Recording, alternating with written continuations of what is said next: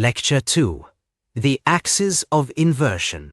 Having established the laminar nature of the change, we must now examine the moment of reversal, the hinge point at which a harm is no longer merely excused, but is reclassified as a positive good, and a prior good is branded as a harm. I term this the axis of inversion. It is an indispensable stabilizer of the drift process, because until the inversion is culturally secured, a faint memory of the original moral configuration may survive to trouble the new order.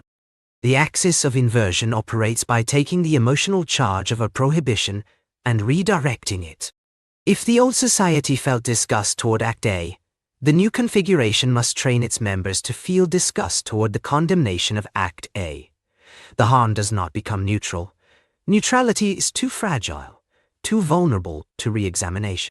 The harm becomes sacred, and its critics become the new deviants. Let an example do the work. For centuries, the deliberate infliction of physical suffering to extract information was understood, across a wide band of civilizational traditions, as a corruption of the body politic and of the soul of the state that practiced it. The Enlightenment legal reforms, from Beccaria onward, treated the abolition of judicial torture as a hallmark of progress, an indelible bright line. By the late 20th century, the prohibition had become so deeply naturalized that it scarcely needed articulation. Yet observe what occurred in a handful of Western democracies after 2001. There was no legislative session that repealed the ban on torture. There was a cascade of quiet, meticulous, lawyerly adjustments. The initial step was the lexical maneuver. The term torture was reserved for the most theatrical forms of medieval cruelty, while enhanced interrogation techniques entered the bureaucratic lexicon. The phrase is perfect. It contains the word enhanced, which connotes improvement, and techniques, which suggests a neutral skill set, like carpentry or chess. The axis began to turn. Populist entertainers and retired military commentators defended the practices not as a grim necessity, but as a righteous refusal to be hamstrung by effete scruples. The indignation that once attached to the person who applied the electrodes now attached to the human rights lawyer who objected. The lawyer was endangering lives, coddling enemies, privileging abstract principles over concrete safety.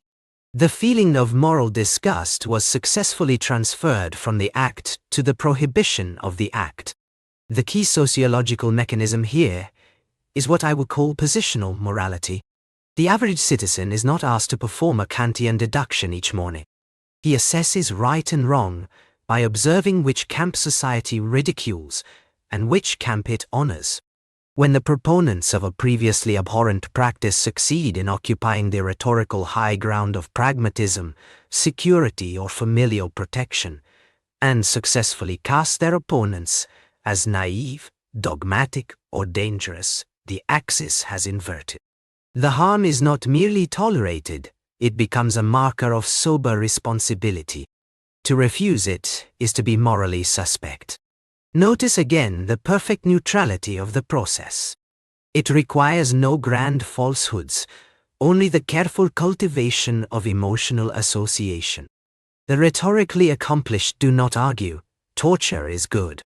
They ask, would you let a city die for a rule book?